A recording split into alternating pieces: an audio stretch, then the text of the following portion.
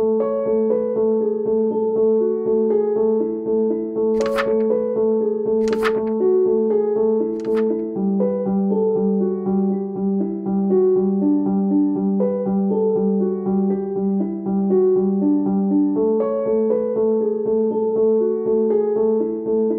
quoi parle-t-on exactement quand on parle de gravure, d'estampes et de xylographie?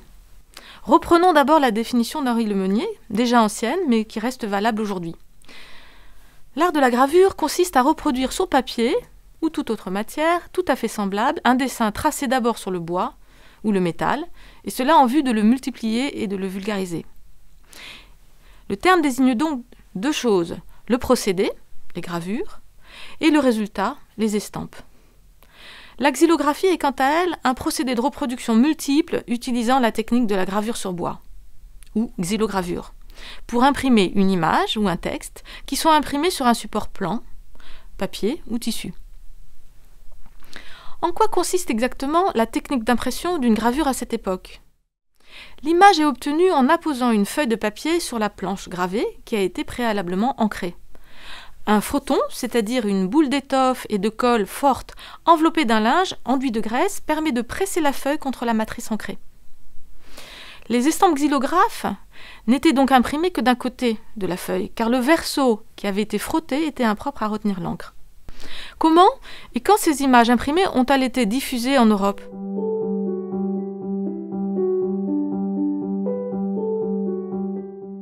Les premiers xylographes connus remontent à la fin du XIVe siècle, c'est-à-dire au moment où le papier s'impose comme support d'impression devant le parchemin. Le procédé se développe entre 1370 et 1400 en France, en Flandre et en Allemagne notamment. Le plus ancien bois gravé connu en France date des années 1370, c'est le bois dit prota. Ses grandes dimensions, plus de 60 cm de hauteur, font penser qu'il s'agissait d'un bois destiné à être imprimé sur un tissu. Peut-être le tissu d'un autel. Les images imprimées à partir de ces gravures étaient essentiellement tirées sur papier car le parchemin se prêtait mal à l'impression. La grande majorité d'entre elles servaient un but religieux et s'adressaient au peuple. Elles représentent le Christ, ou la Vierge, ou les saints. Elles étaient souvent collées sur les murs des maisons. On peut consulter le site de la BNF qui donne une vision très complète de ces images gravées sur bois. Ces illustrations n'étaient pas forcément sans texte. Le texte pouvait être inséré dans l'image, ou inversement, ces images pouvaient être insérées dans des livrets. Certaines planches gravées sur bois étaient en effet insérées dans des livres manuscrits.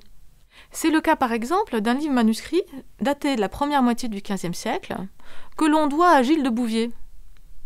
Cet armorial, dont l'exemplaire conservé à la BNF montre les armoiries des familles nobles d'Europe, est constitué de feuilles, certaines en parchemin et d'autres en papier. C'est le cas notamment de 3 estampes xylographes dont on voit ici la première, qui représente successivement Hector de Troie, le roi Alexandre, Julius César. Ce livre hybride comporte à la fois des feuilles en vélin, c'est-à-dire en parchemin de veau, et d'autres en papier. Il est en majeure partie copié à la main, mais il comporte des images qui ont été gravées sur bois, imprimées sur papier. Ce qui révèle les mutations en cours au début du XVe siècle. Dans ces images gravées sur bois figurent souvent de courtes inscriptions à fonction explicative. C'est le cas dans l'estampe que l'on vient de voir, où les noms des personnes sont indiqués dans un phylactère inséré dans l'image. C'était aussi le cas dans le bois prota, où l'on voyait un phylactère qui sortait de la bouche du premier soldat, montrant la croix, en disant ces mots « Vere filius Dei erat ». Le texte présent de façon minime avait, on le voit, pour fonction d'expliquer les images ou de les commenter. Après la naissance de l'imprimerie en 1450, ces images en bois gravé continueront de servir pour imprimer des cartes à jouer, par exemple, mais aussi, pendant le XVe siècle, des livrets qu'on appelle les livres xylographiques.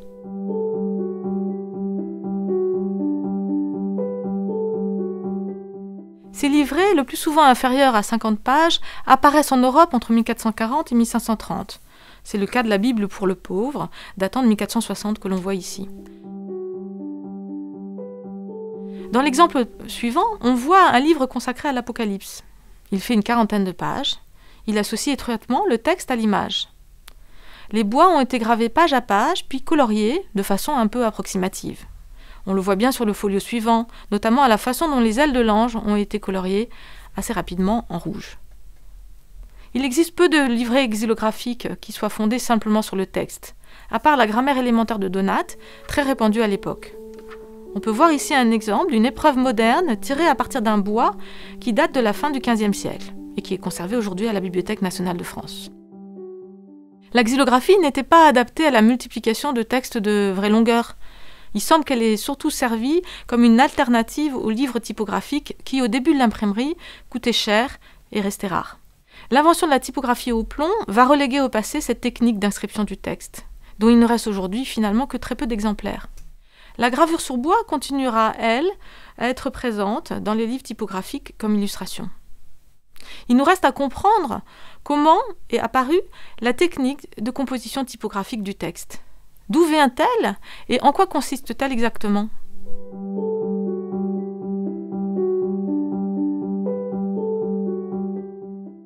Selon la définition que nous propose le Trésor de la langue française informatisée, le terme typographie désignait au XVIe siècle à la fois l'art d'imprimer et l'établissement qu'on appelle aujourd'hui une imprimerie.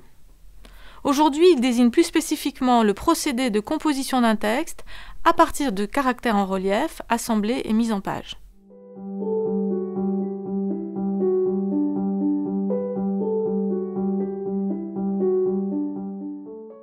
On doit l'invention de cette technique à un orfèvre, Johann Gutenberg, né à la fin du XIVe siècle en Allemagne, qui, après avoir mené ses recherches à Strasbourg, revient à Mayence, sa ville natale, où il s'associe en 1450 avec un banquier nommé Johann Fust, qui lui prête l'argent nécessaire pour lancer son entreprise.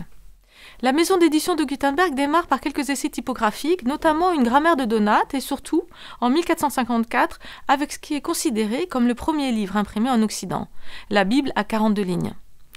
On constate, en comparant les exemplaires consultables sur Gallica, la ressemblance forte de la Bible imprimée par Gutenberg avec un exemplaire manuscrit de la Bible de la même époque. L'ouvrage imprimé par l'éditeur allemand, qui fait 300 feuillets imprimés sur 2 colonnes en caractère gothique, reprend en effet la mise en page du livre manuscrit avec ses lettrines et ses rubriques. Gutenberg imprima 150 exemplaires sur papier et 30 exemplaires sur vélin. Il mit 3 années à éditer les 180 exemplaires, ce qui est à peu près le temps qu'un moine copiste aurait mis à recopier une seule Bible. Le gain de temps et de productivité est donc manifeste, ce qui explique le succès qu'aura l'invention de Gutenberg dans les années qui suivent. Mais dans l'immédiat, les exemplaires se vendent mal et Gutenberg est très endetté. Il est attaqué par son associé Fust en 1455 et doit se retirer de l'entreprise. Fust continuera l'entreprise avec l'aide d'un ouvrier de Gutenberg. Quel est exactement le procédé inventé par Gutenberg qui permet d'imprimer aussi vite et aussi bien du texte et de l'image ? Quels sont ses composants principaux ?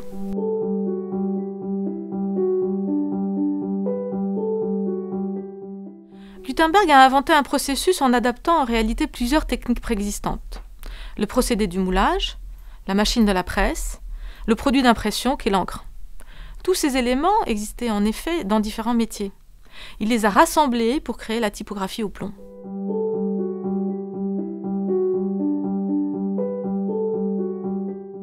Le moulage des caractères d'abord. Les lettres en plomb sont fondues caractère par caractère dans un moule où est encastrée une matrice, portant le dessin de la lettre en creux. Dans cette gravure, qui date du XVIe siècle, on voit le fondeur verser le plomb dans le moule.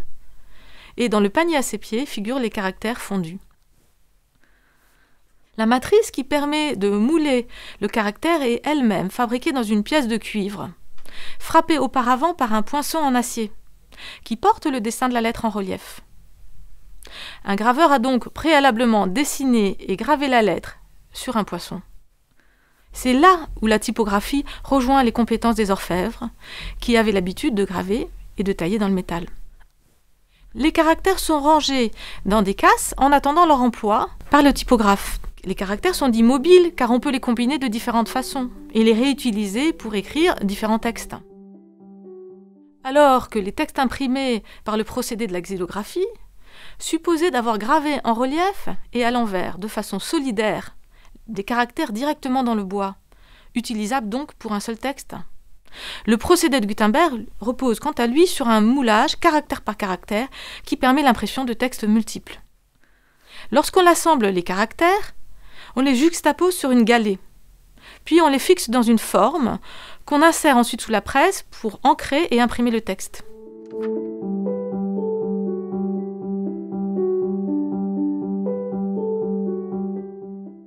Deuxième composant, la presse typographique. On ne sait pas exactement à quoi ressemblait exactement la presse utilisée par Gutenberg et ses associés.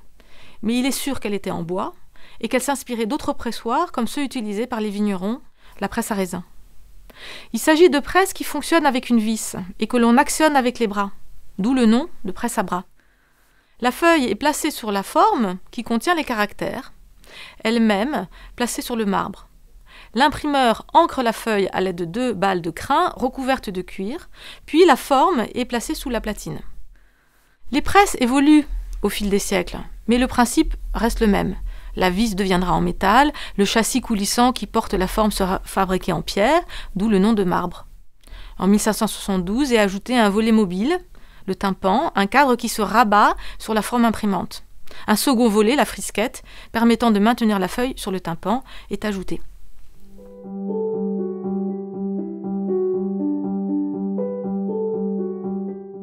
Dernière composante essentielle de la nouvelle technique, l'encre typographique.